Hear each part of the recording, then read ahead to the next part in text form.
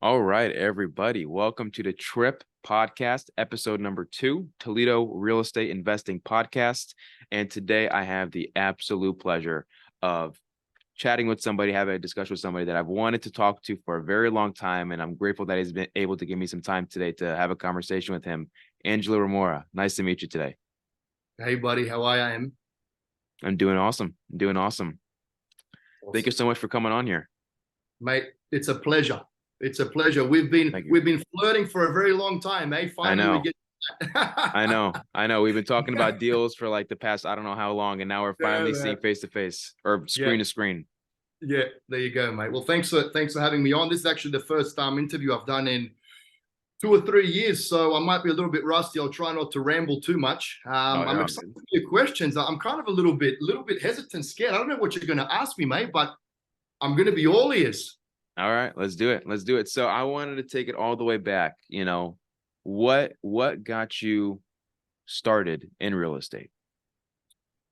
So what got me started in real estate, mate, was and now I've got to go way back because this is a long time ago. The last interview I did, I wasn't that old. Now I'm older, bolder, but I still think I'm better looking than I ever was. I'm probably gonna age like fine wine. I'm 36 years old now. George Clooney's in his 50s. I think he's a true gentleman right now. A little bit of gray hair and whatnot. So I think I've got at least 10 more years before I'm the best version of me. You still got some time to peak. Mate, going back, mate. Look, I think real estate investing. I initially quit school at a very young age, and that was for the purpose of chasing my dream of becoming a professional soccer player. And I feel like a broken record because this is how it all started. And I was very fortunate to be able to become a professional soccer player at the age of 18.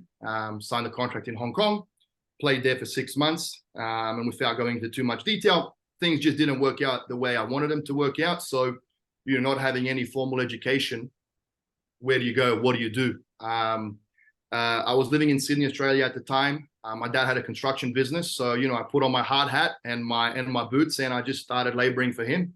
And then I started laboring for a lot of other companies. So I was in the construction field, predominantly, cleaning floors and picking up construction materials and carrying sheetrock and all of that fun stuff. Not really, but I believe that deep within there was always a bigger picture, a dream, something to prove to everyone that kind of doubted me my whole life. My parents are Croatian, so my mum and I moved a lot. We moved from Australia to Croatia back and forth. A lot of my family's in Croatia. Dad's in Australia. I was born in Australia. And, I could never fit in. I was always bullied a lot as a kid, bullied in Croatia for being too rich. That was the mentality. Bullied in Australia for being too poor. So there was always a chip on my shoulder. I was never that perfect sculpture per se.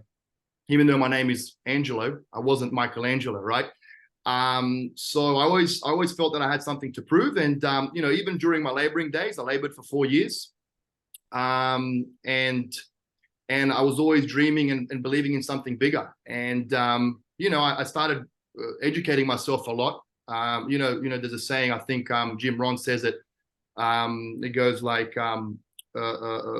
personal development will give you a lifestyle, right? While financial education will just give you a living. I think that's what the quote goes, something on those lines. So I immersed myself in everything and anything business, from stocks to royalties to real estate investment and whatnot. And attending a lot of meetings, attending a lot of seminars, events, you name it, I did it, brushing shoulders with entrepreneurs and business people that were doing great things. Saved $50,000, something like that. I was 21 years old, bought my first house, renovated it, refinanced out of it, used that to buy another one. And, 6 months later, I had around 10 properties, a ton of debt, very stupid, young and dumb. Picked up a lot of chicks, right? Because I was like the ultimate real estate investor, but I was losing money and bleeding on paper. And then this was around 2011 when the US market came across my horizon. And, I just decided to literally one day, I was like, this is a once in a lifetime opportunity for me to move to the US. I've already started my real estate journey. I've built a large portfolio in a short amount of time. I've immersed myself in everything and anything business related, specifically real estate. That was my niche. and, packed my bags, mate, moved to the US. And I'm kind of rambling on here, fast forward to today. I stopped counting at 1,000 deals, we've been involved in over 1,000 deals. We've got a higher cash flow, as you know, a turnkey real estate provider, one of the most reputable in the country. We've been at it for 10 years. We've got Realty, one of the largest property management companies in Toledo. I've invested in stocks. I've invested in crypto. I've invested in oil funds. I've started tech projects. I've done an ICO. I've made millions. I've lost millions. But ultimately, I guess going back to your initial question, why real estate? Because I do not want to work for the money. I wanted money to work for me. Simple as that. Okay, so I do not want to work for the money. I wanted the money to work for me, and that is how real estate works. If you know what you're doing and you know how to do it, bricks and mortar, you can't go wrong. If you're patient, you save a bit of capital, you invest your money well, then that money starts working for you, so you do not have to work for it anymore. Drop the mic. That was good. I like that. Yeah, I love it. I love it. I love it. So you were 21 when you bought your first house. You got your first rental property. My first house. Yep. Okay. That's incredible. Tell me about that first deal. How did that go? So how did that go, mate? So that was in Mildura, in the middle of nowhere, 12-hour drive from Sydney, Australia. And I can't, mate, to be honest with you, I can't even remember.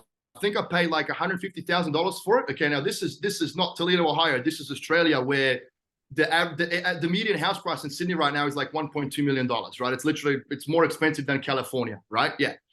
And I remember I paid, I think, around $160,000 for it. I put 10, 15 grand into it. I was doing all of the work myself. Again, that construction knowledge that I gained from being a laborer. So I was somewhat handy.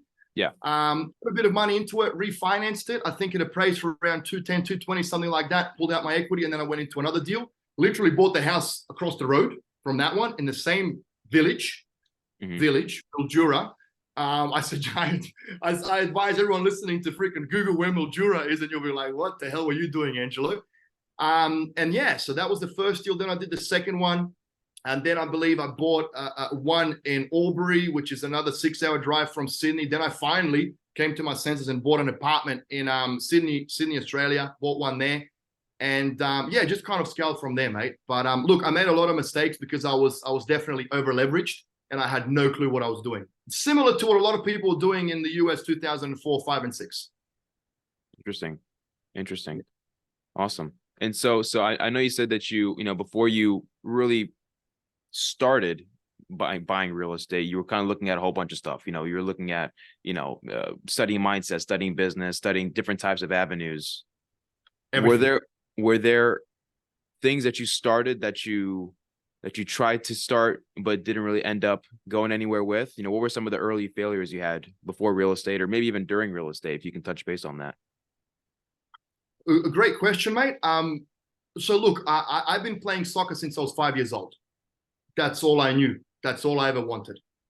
And I committed to that more than anyone I ever knew committing to anything. I lived it. I breathed it. I slept with a soccer ball. I didn't go out. I didn't drink. Didn't do anything. So that was my passion, obsession. I was absolutely crazy about it my whole life.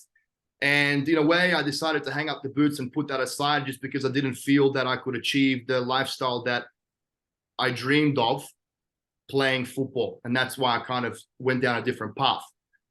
And I replaced that passion and obsession with business, with entrepreneurship, and immersing myself in everything and anything where, again, I can invest my money and my money's going to work for me instead of me working for it. Look, mate, the biggest mistake, I guess, looking back now, and again, I haven't had an interview like this in forever, mate, so I'm just catching my breath here. The biggest mistake, mate, that I would say is I was just buying properties for the purpose of being able to call myself a real estate investor, rather than buying properties for the purpose of achieving that financial freedom from a cash flow standpoint, right? Supplementing an income from a job that I do not want to be doing. And then, I think I was too quick to bite the bullet and sell out of those investments and move to the US and then restart my investment journey here. For example, if I held on to those investments that I did back in the day, yes, I was losing money on paper. Yes, they were costing me every month. But, Australia is a type of market where the demand outweighs the supply in a big, big way, like I don't think in any other country, right? So there's 350,000 people moving to Australia every single year. They cannot build property quick enough to meet that demand. So, if you look at a historical chart, you're going to see Australian real estate doubling every 7 to 10 years. It's a beautiful country. The climate is fantastic. Economy is booming. You've got everything you could possibly want and need. And I've traveled the world, man, and I still think Australia is one of the most beautiful places to raise a family and to live. So looking back, mate, that will probably be the biggest mistake, but I don't see anything as a mistake. It's all a learning experience, right? We all make mistakes. You don't dwell on the past. You go into the past, you look at it, you evaluate it, you see where you went wrong, what you did wrong, and then you don't make the same mistake again, but you keep moving forward. So that would probably be the biggest one looking back, is just maybe not holding on to those properties first of all, and being a little bit more selective in which properties I buy and what purpose I'm buying them for. Now, fast forward to today, I can talk to you about mistakes that I've made in almost every bloody industry, in every way, personal relationships, business relationships, business itself. But that's a whole different interview, mate. I love it, man. I love it. Yeah, I mean, I agree with that same point too. Me starting off as a business owner as well. I mean, I only started, beginning of 2020, end of 2019. And when I first started, my biggest fear was failure. Was if I spend too much, I might just lose it all. If I take this risk, I might not see it, and I'm going to be called a failure. Mind you, I was only like a teenager. I wasn't even 20 years old yet. And I was thinking like this, and I'm looking back at it now, and I just think, man, if I just shut that fear up and just use those ideas, I could have been way further ahead of where I am now. Not to say that I'm not proud of where I've gotten, today, but it just goes to say, failure and success are the same path. It's just with failure, you quit. Because if all success goes to failure, I mean, if you hadn't bought those properties in Australia and went negative on them, you would have gone where you are today. Well, Mihran, I love failure. And I've said this so many times before. Okay, so when I make 50 grand on a deal or 100 grand on a deal or whatever it is, yeah, I'm blowing wind up my ass because I do make sometimes that much on a deal. I am the alpha and omega. I am the be all and end all. I don't think about what actually caused me to get that result. Meaning my ego starts blossoming. I'm too full of myself. I'm counting the dollars all the way while I'm smoking a cigar. You know what I mean? So you don't really evaluate the steps that caused you to make that much profit. So there's no learning experience from the profit. Now, when I fail, dude, I'm in the dumps. I'm depressed. Yeah. I can't sleep. My mind keeps recycling the same movie over and over again. And what do we gain from that? We gain lessons that we can take and not repeat the same mistakes. So in a way, yes, it sucks to fail, but you're going to learn a lot more from failure than you will from success. And at the end of the day, mate, where are we all going to end up one day? In the same bloody place, 6 feet under. You know what I mean? So is it really going to matter on our deathbed? Not really. It's not going to matter. Hopefully there's an afterlife. I believe there is. And then everything there is completely different to what it is here. We're not taking anything with us. We're not taking any money. We're not taking any failure. We're not taking any success. We're not taking any awards. We're not taking any, we're not taking any emotions from here either. So if you're depressed, if you're feeling down, if you're in love, if you're hurt, if you're screwed, you don't really take that with you either. Again, we're starting to get a little bit philosophical here, but that's a completely different place. So at the end of the day, we don't have anything to lose, all to gain. That's my opinion. What other people think, I stopped giving a shit a long time ago what other people think, mate. I do not care. Everyone's going to have an opinion. I know who I am. I know my values. I know what I'm not. I know when I'm wrong. I know when I'm right. Now, I don't control your thoughts. I control my thoughts. So be my guest, mate. Think whatever the fuck you want about me, mate. That's not my problem. I dropped it. There's the F-bomb. There's the first one. All right. We broke the ice. Here we go. We broke the ice officially just now. I was holding my tongue, mate. I was holding my tongue. Oh, no need to. We speak French over here. Merci beaucoup. Oui, oui. Love it, man. I love it. So what was the transition like from going from all the way in Australia to Toledo, Ohio? I mean, this is not the first man. place you think of when you think of the United States. What made you decide to come here? So, mate, I got off the boat in Kansas City initially, because that's where I kind of established relationships and a few partnerships. I learned the trade there for a year, and then once I kind of saw the opportunity in the Toledo real estate market, I couldn't believe what I was seeing at the time, 2013, 2014. The 43612 zip code, the 43613 zip code, the 43623 zip code, Washington local, north of Sylvania, south of Sylvania, east of UT, 43607, mate. I mean, these properties back in the day, we were picking them up for 20, 30 grand, sometimes even cheaper. Solid areas, mate, solid areas. Blue collar working class people, heavily home owned. Now you take 20, 30 grand and you go into any other market nationwide, you're buying in the ghetto. Like we're talking about bulletproof vest and a shotgun. And Toledo, Ohio was not that. And it's still not that. I still think Toledo, Ohio has one of the best bangs for the buck nationwide, even though the market has gone up by far. By far. I mean, our price points, mate, if you look at Cleveland, which is literally our next door neighbor, I mean, you're still buying pretty dog shit properties there for the same price points that you are in Toledo. No wonder why everyone and their dog is in Toledo now. And I remember back in the day, they used to laugh at me. What's an Australian doing in Toledo? And I would always tell them it's because of all of the beautiful women. And I love surfing. The beaches in Toledo are fantastic. I was mucking around, right? But mate, look, it wasn't easy. It wasn't easy. Even though it's the same language, don't forget, 21, 22 years old. What was I? 23. You leave everything and everyone behind.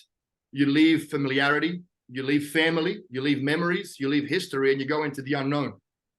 And you're by yourself. It was a depressing time, mate. For a good year and a half, I was pretty depressed. It was tough. But I literally, when I was 17 years old, I went from Sydney to Hong Kong. I made it work there, right? I fucking made it work there. So there's no giving up. If I can make it work as a 17-year-old where you're still a baby, now when I think back on it, I'm fucking crazy. Who would do that? 17 years old, mate. Yeah. I mean, I didn't even know how to pee properly at that time. You're still a kid, you know what I mean? And if I could make it work in Hong Kong, a foreign country, where, okay, people spoke English, but still, you're an outcast, you're different. Let's talk about racism. Jesus Christ, man, you should see the racism in Hong Kong and China. White people aren't really liked over there that much, but anyway, that's a separate topic. We can touch on that if Donald Trump becomes president again, but okay. I didn't say that. Shut up. Moving on. I'll bleep that part out. Yeah, leave that part. Bleep, beep, beep, beep. Yeah, mate. But look, it wasn't easy. But again, I said if I could make it over there as a 17-year-old, I knew I could make it in the US, in a country where I speak the same language and the cultural beliefs are similar to what they are in Australia. I love it. But it wasn't easy. It wasn't easy. Just out of curiosity, just a side tangent, what position did you play as a soccer player? I was a target man, striker. Okay. Yeah, I was very slow. Couldn't run for shit, but I was big and strong. I could head the ball. Yeah, man, I always finish strong. Oh man, wasn't expecting that one. Yeah. What do you mean?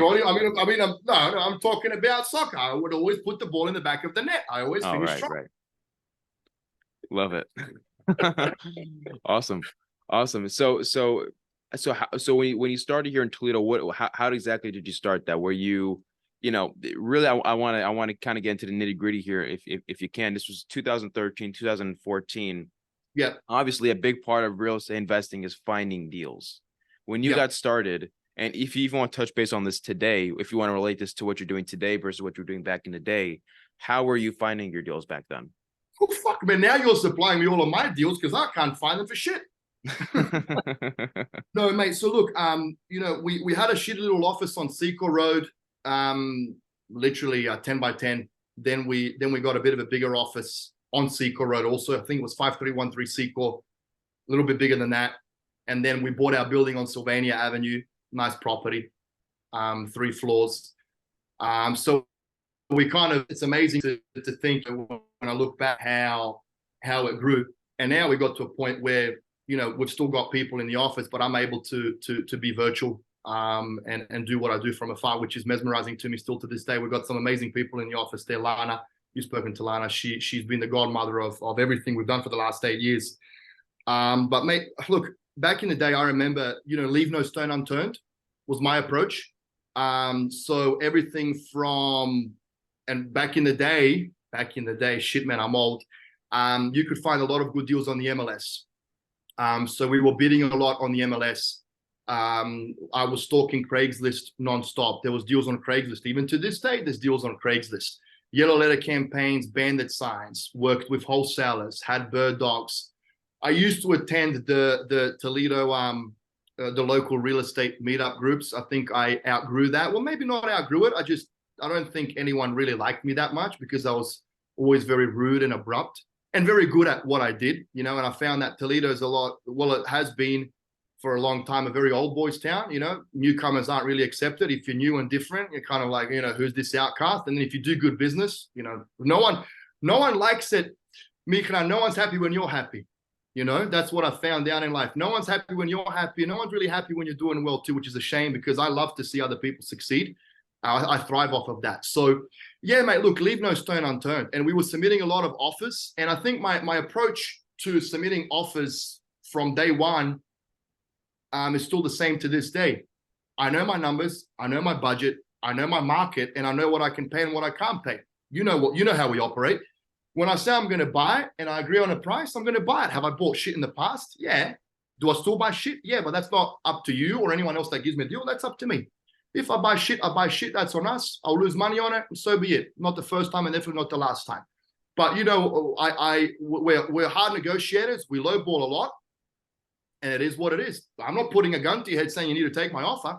But if you do accept my offer, and that's what we agreed on, I always close, no ifs, ands, or buts about it, no mucking around. But yeah, again, just summarizing everything, leave no stone unturned, mate. We looked everywhere. Like I would tell people, check your pockets. Do you have a deal in your pocket? Because if the numbers work, I'll buy it. So that's how we did it back in the day. Now, mate, it's tougher. It's tougher. Look, I can still ramp it up. If we wanted to, I could ramp up the operation. We could do record sales again. We could expand into another market. I could start accept financing for all of our turnkey deals. We could take a higher cash flow through the stratosphere. We don't want to do that intentionally. We're happy to keep the company boutique, niche, and small, keep our reputation intact, because when you start to scale and grow, things start to break. So I'm happy to keep it as it is right now. It's harder than it is before, but the deals are still out there. People send us deals. You send us deals. We've got a few other wholesalers that send us deals. The MLS is tough. I haven't found anything on the MLS. And while Craigslist is still a pretty decent resource. And another thing too, mate, we've got, over 400 properties under management right now. So there's a lot of existing investors that, also want to sell out of their property too. And that's when we can come in and purchase this property quickly and with cash and they can get out of that investment if they want to. I love it.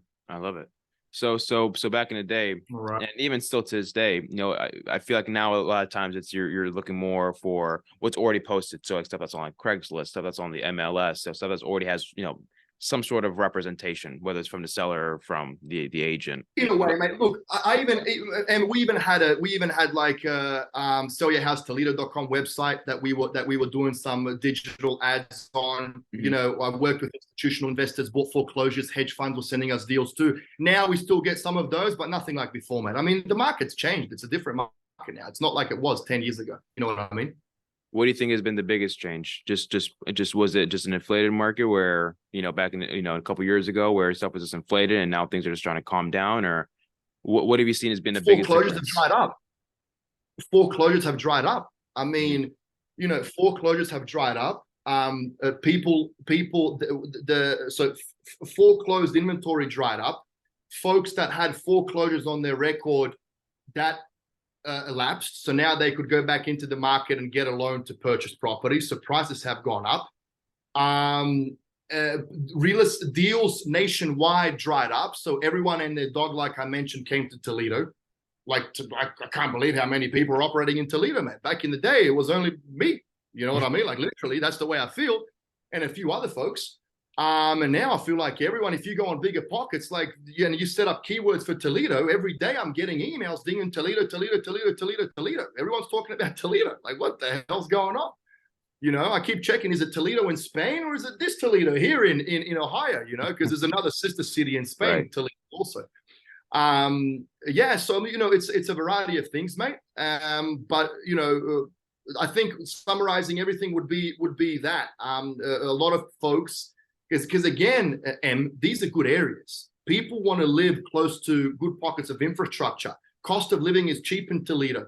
The Toledo folk are good people. They're not, you know, they're blue collar working class people. So as soon as they can afford to buy, they want to buy because they want to live close to the UT or the Washington Local School District or the Jeep factory, the GM powertrain, the ProMedica Toledo Hospital, right? So they buy. And investors can't compete with homeowners. You and I know our numbers. We know where we need to be at to make a profit.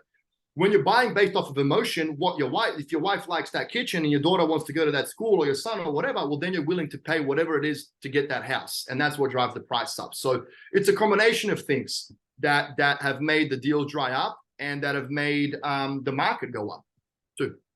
I love it. I love it.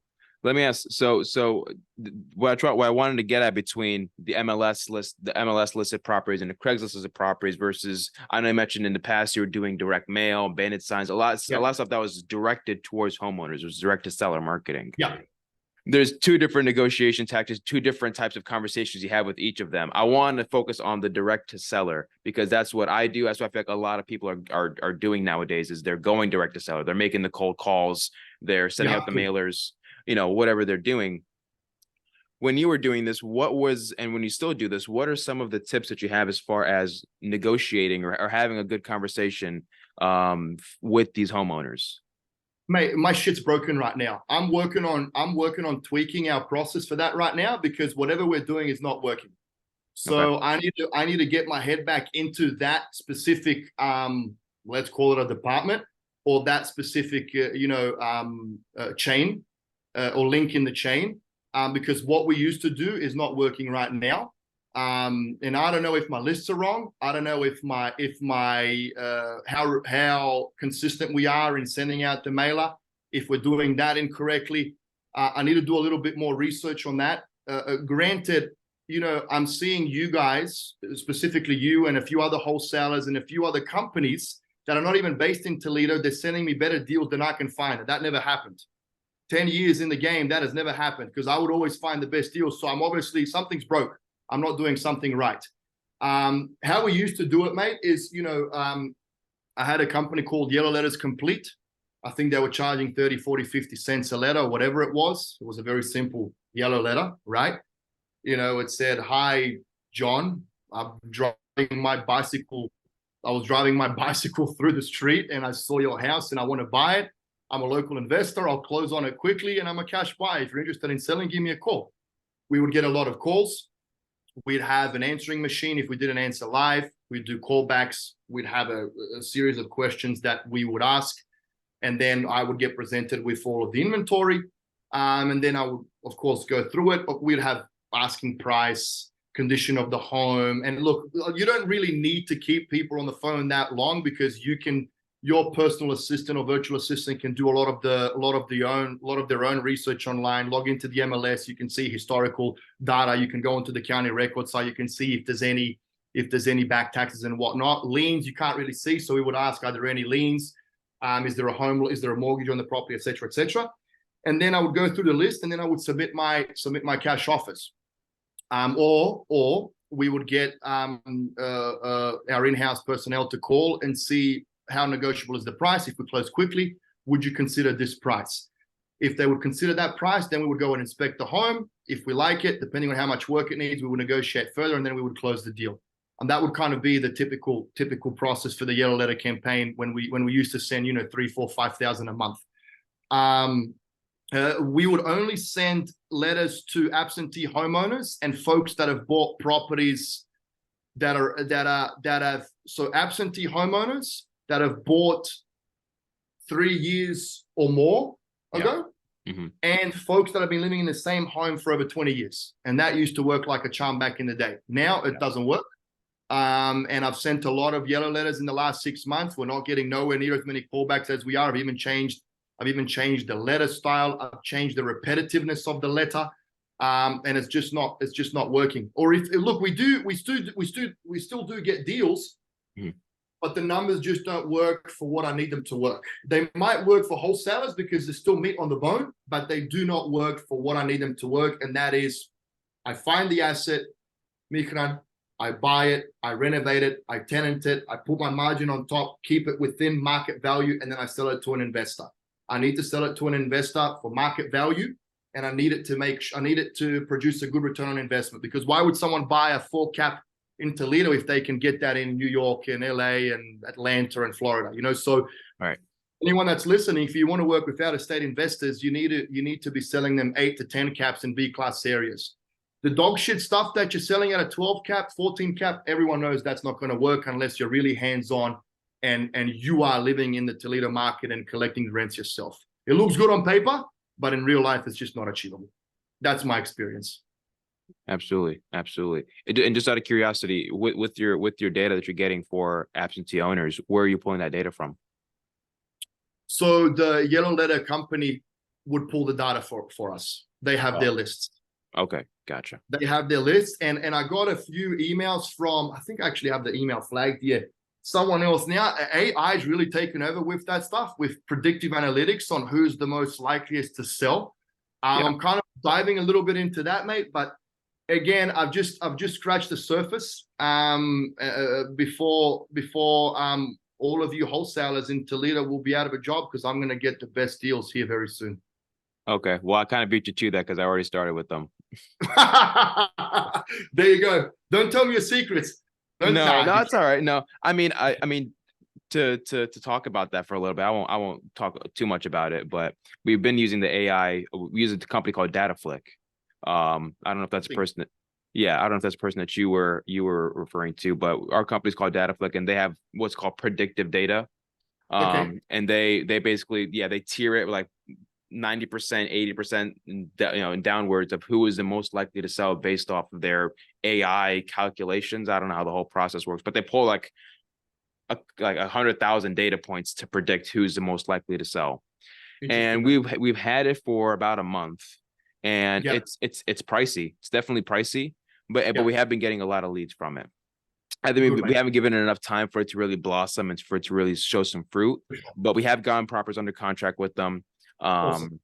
But as far as us seeing real revenue coming from that list specifically, I can't speak on it yet, but so far it has been as far as on paper, has been performing really well.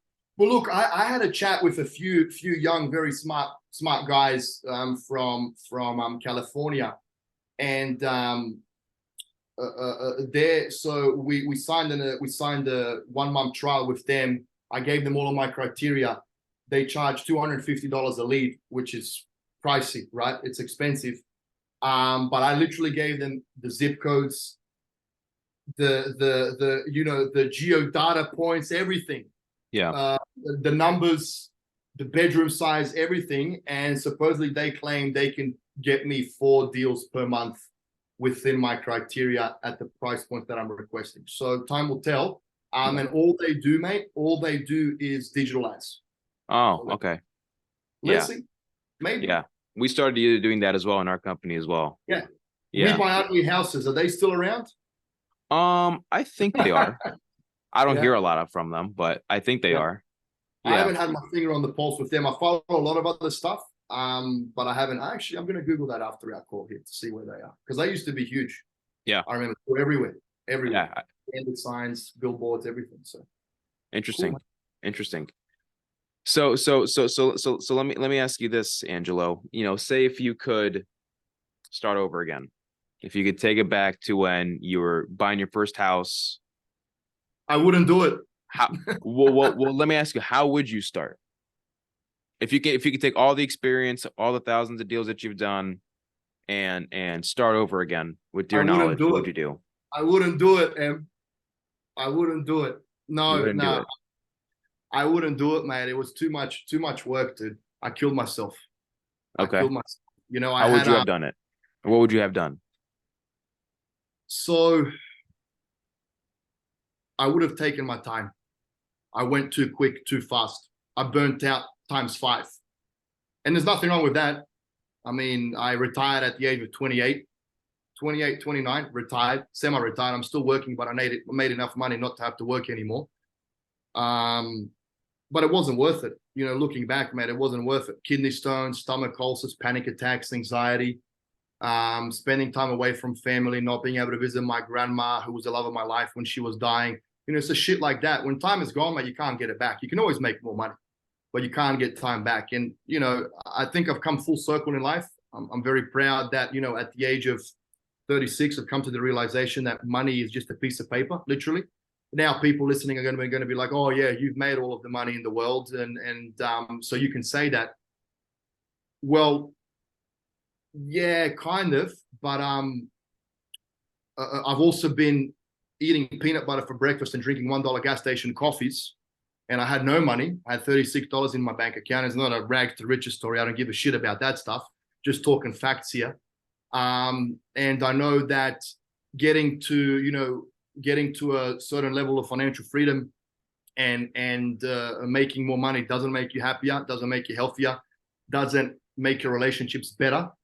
And I know it might sound a little bit corny, but you know, spending as much time as you possibly can with loved ones is the most important thing in life.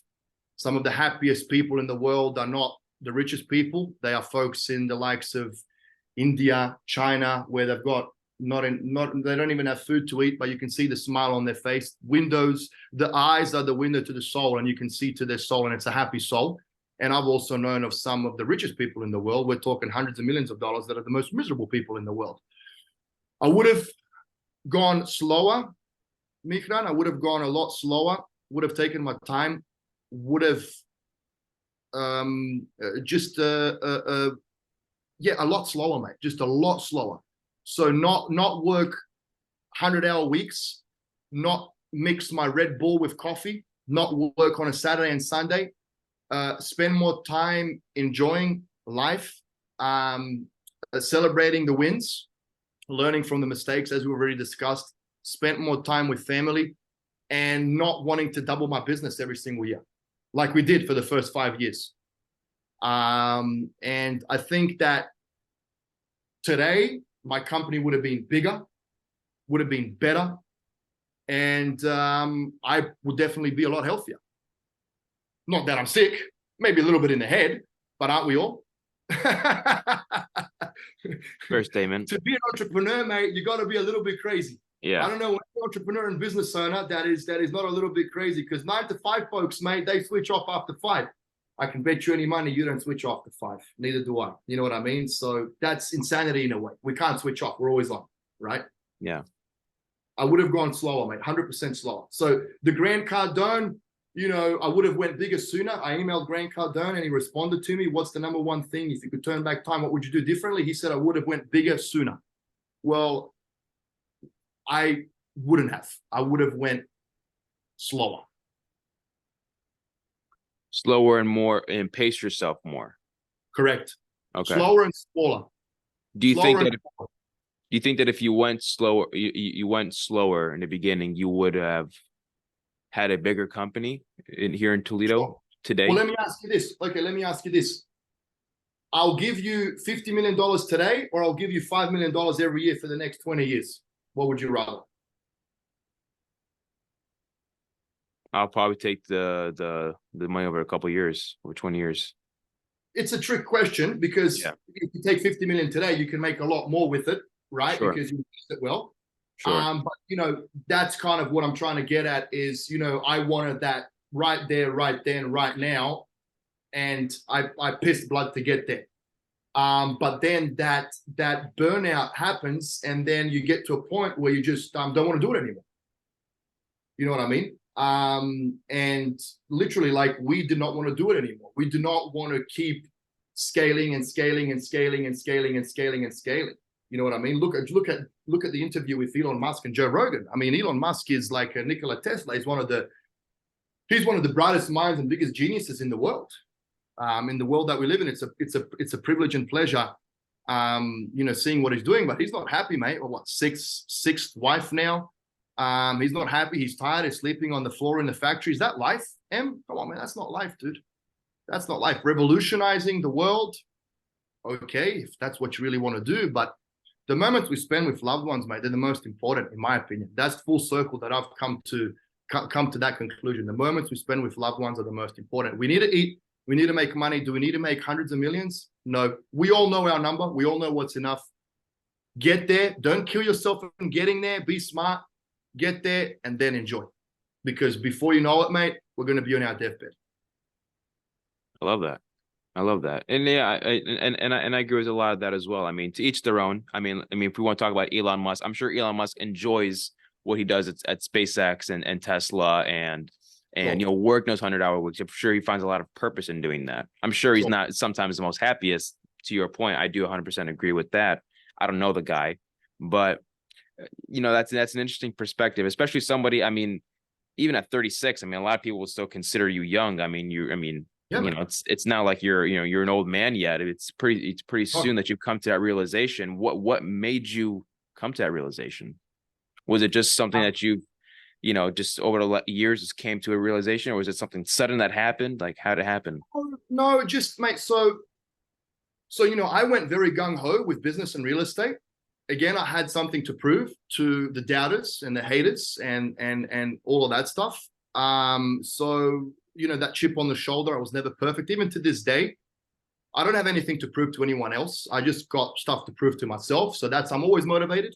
I'm always going to be motivated. I'm always hardworking. I always will be. I'm not the smartest guy out there, and I know that nothing beats hard work. And eventually, if I want to put my head through this wall, I will, as long as I keep banging hard enough, and I'll get through there. Mate, look. What happened 2 or 3 years ago? I started going down a self-development path. Started immersing myself in a lot of religion. Started immersing myself in a lot of philosophy. Started meditating. Started digging really, really, really, really deep. I really figured myself out. I grasped things that I don't think a lot of people will grasp. And by the time they grasp it, it's going to be too late because they're going to be 60, 70, which in my opinion is too late. So I was able to grasp a few things in life that, again, I've got nothing to prove to anyone, and I'm not trying to say I'm fucking Buddha here. But I was able to grasp a few things where I just said enough's enough. I don't want to keep chasing tail to add another zero to the bank account because it's not going to make me happier, healthier. I'm spending time with my mother now. I spend as much time as I can with family, and I'm really experiencing a lot, mate. I'm seeing the world. I'm traveling. Sure, I've got enough money to do that, but in today's day and age, mate, you don't really need to have a lot of money to be able to kind of pull back a little bit, take a breath, go to the park, go for a coffee, not work on a Saturday and Sunday. Enjoy time with your family, go for dinner. God bless America, mate. It's the best country in the world. People can afford to go for a nice bite to eat, and people can afford to go spend some time in Florida every couple of months if they work hard, if they're frugal, if they know how to save. So it wasn't anything that happened. I think it was just a build-up of me eventually coming to the realization, like, what am I doing here, mate? What am I doing working 100 hours a week? We've won the awards, mate. We were on the Inc. 5000 list of fastest growing companies 3 years. I won entrepreneurial awards. I had the cars. I had an ownership in a plane. I had the real estate, 2 properties in the Bahamas, Japan, Chicago condo. Why? Why? What's the point of that? What's the point? While I've got family here in Croatia that I'm not visiting, that I'm not seeing, I'm not spending those moments with them. Why? So again, work hard, do what you need to do, make the money that you need to meet and that you need to make, but then enjoy your freaking life. You have to, mate, because the experiences that I've had since I've kind of taken a step back and pulled back from the 100-hour weekly grinds. And don't get me wrong, but I'm still working. You're always going to have to work, right? Unless you really make an exuberant amount of money where you're not going to have to work. You're always going to have to touch base. You send me an email, man, I respond to you straight away, right? So it's not like I'm not working yet. Right. But there's really no point in chasing something that is not going to make a big difference, in my opinion, at the end of the day. I love that. Thank you for sharing that. So that was a very deep topic. Now let's take it back to something a bit more tactical. And I it's love for tactics, baby. and let's talk to let's talk to the people that are just starting. Let's talk to the beginners, the people that are just getting into whatever it may be, whether it be wholesaling or buying and holding or fixing and flipping, in the investment space. If they're just beginning, who's had a lot of experience, what do you think would be that person's first step? What do you think that person's first step should be? Find someone that's doing it and shadow them as much as you can. And if they want you to polish their shoes and clean their car, fucking do it. And learn as much as you can from them every single day. That's it. And immerse yourself. Like, make a passion and obsession. Yeah. Like I did. I mean, you just have to immerse yourself in that specific topic, whatever it is, and learn everything you can about it all day and every day. If you got a 9-to-5 job, that's fine. You know what they say. What you do 9 to 5 is just covering your bills. What you do before 9 and after 5 is where you actually build for the future, right? Again, you're going to have to work hard. Don't burn yourself out. Don't go crazy, but, be active, be busy. And eventually you need to be working for yourself. God bless America, mate. Best country in the world, capitalism at its finest. You have to be a business owner. You can't be working for the man. So the quicker that you can figure out whatever real estate niche you want to enter, real estate agent, wholesaling, flipping, fucking whatever. And the quicker you have enough capital to be able to do that, 10, 20, 30, 40, 50 grand, you can set up an LLC now very quick, very cheap. Take the documents, go to the bank, open up a bank account, set up a website on Wix for $500. I did it. If I can do it, mate, with no formal education, no high school diploma, anyone can. But you have to be working for yourself. But, again, that's kind of the path that I took, right? So I was immersing myself in everything and anything, business related, real estate related, stocks, you name it. And then talking to other people that are doing it, because you will learn from their experiences. And then eventually you'll find someone that's going to like you, like I did, and they're going to take you under their wing, and then they're going to open up the doors to the wonderful world of American business or real estate, whatever it is. Love it. That would be my best advice, mate. Love it. Yeah, that's great advice. That's something I wish I would have done when I first got started, to be honest, because when I first got started, I went straight to just being a business owner. And at the time, I just thought of it as like a hustle. I didn't even think about it as a business, where there's different types of skills you need to learn as a business. There's obviously the accounting, there's the marketing, the sales, there's building good culture, there's building brand. There's so much to being a business owner. HR, I mean, hiring. Everything is involved in being a business owner. But if I will tell you this, and I'll attest to what you said, if I could have had somebody that, say, was a wholesaler or a flipper that was in this market, that I could have just shadowed for the first year, forever, how long, I would have done whatever. I would have worked for free or done whatever they wanted.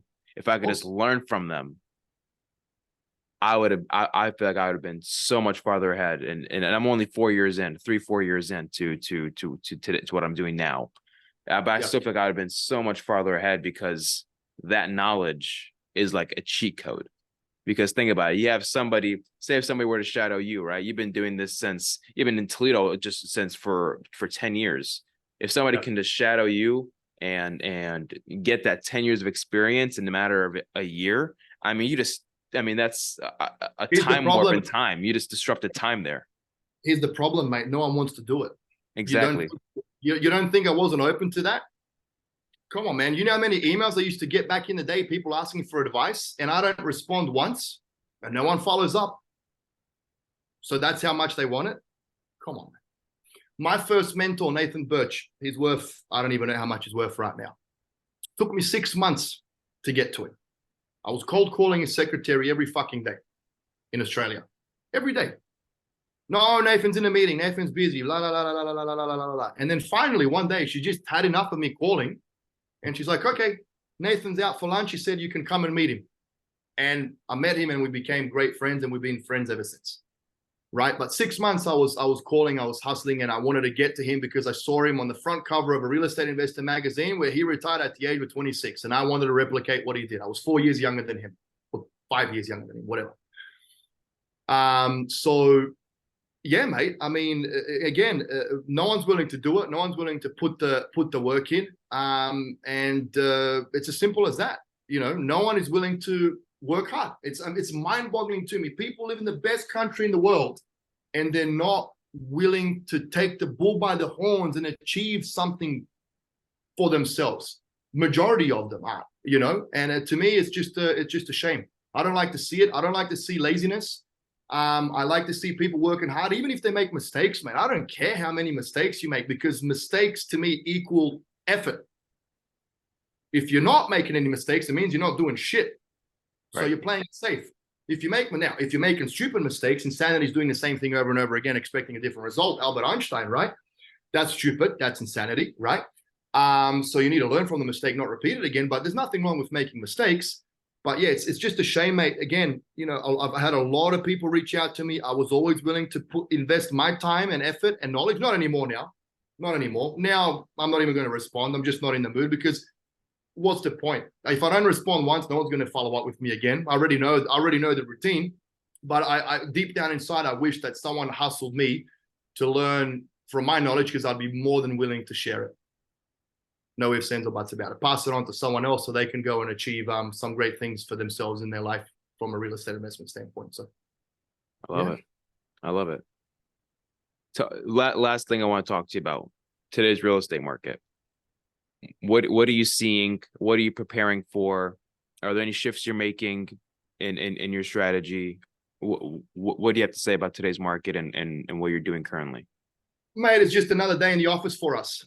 So we used to focus 70% of our business was focused on a high cash flow and turnkey sales.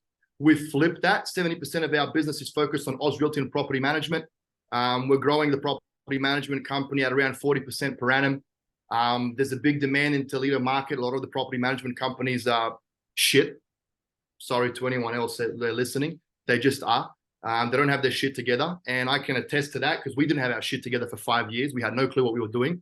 Now it's a different story. You know, we've got systems in place. We've got processes in place. We've got digital lock boxes. We've got virtual assistants. We've got a great bunch of people on ground. Our fee structures are the lowest in the market. We've also got a new fee structure, which is called a diamond package, where for $150 a month, and this is not a plug. Well, it sounds like a plug, but it's not. Where folks can literally, there's no other additional fees included if they subscribe to that. So that's a shift that I've made, just because I didn't want to open up property management to outside investors, but I saw a demand, and we decided to do that, because if you look at property management from a business standpoint, man, it's recession proof. Food and shelter are the two most important things to humanity, right? So people are always going to need a roof over their head. So if we can meet that demand, and we can grow that business, we're always going to put food on the table for our employees, for us as business owners. And again, it's recession proof. So I don't think anything can happen to a property management business unless your operations turn to shit.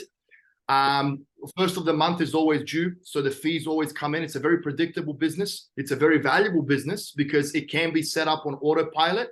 You know, where Dominique, my partner, and I, we're not working full time in the business while it's still producing enough for us to live the lifestyle that we want to live, and we can still scale it at the pace that we're scaling it at. So that's the shift that we've made. We've gone from 70% or higher cash flow to 70% Oz Realty. You know, I think that a higher cash flow in the turnkey business that we're doing with the flips is maybe on a deadline from a time standpoint. Eventually, the deals might run out. I don't feel we're ever going to, in our lifetime, we're not going to see another 2008 global financial crisis. Will the deals in Toledo be better than anywhere else in the country? I believe they will. Will I continue doing what I'm doing, meeting investor demands from all over the world and selling them turnkey properties? Yes. For as long as there's demand, we can always meet that. For other folks, mate, look, so I'm pretty heavily invested in the stock market. You know, so I'm literally stalking CNBC 10 hours a day. I follow it quite actively. Just saw the CPI numbers went down today, so inflation's going down. I think the Fed has done cutting rates, or they might do one more rate. So lifting rates, I think they might do one more rate cut, maybe potentially. I think we might start seeing, one more rate increase. I think we might start seeing rate cuts beginning of second quarter next year. These are all predictions, crystal ball analysis. But what's going to happen then, mate, is there's going to be a lot of pent-up demand. And I think that there's going to be a lot of people wanting to buy property middle next year to the latter part of next year. That's my opinion. So what that's going to dictate to the broad real estate market, I don't really know. But again, it's just another day in the office for us, mate. Property management, scaling that, meeting the demand, or higher cash flow is doing what it's doing. But yeah, I think the rates are going to start going down. Inflation is going down, and I personally think it's going to be a very exciting time for the next 2 or 3 years in a lot of different departments. From a cryptocurrency standpoint, I think it's getting very exciting now. And I know we're talking about real estate here, but we've got the Bitcoin halving happening next year. So, and I'm already seeing Bitcoin's moving a little bit now. The alternative coins are also on the move. I'm invested in that shit.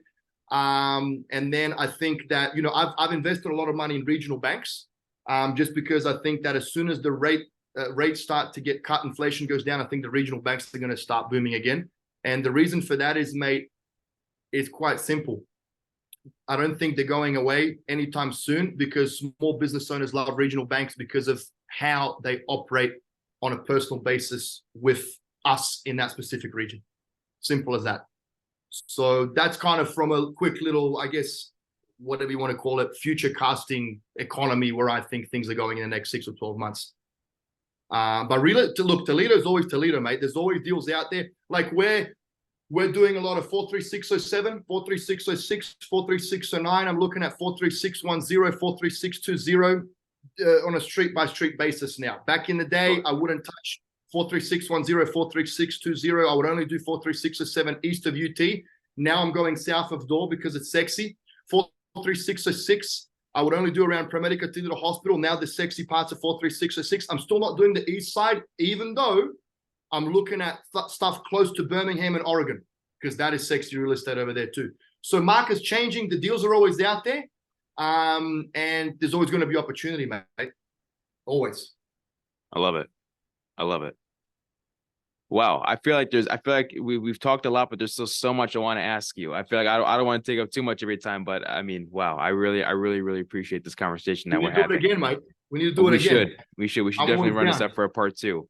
Is there anything else that you would want to say to the audience? Any last words you want to have to the audience? Inshallah. That's it. Until next time.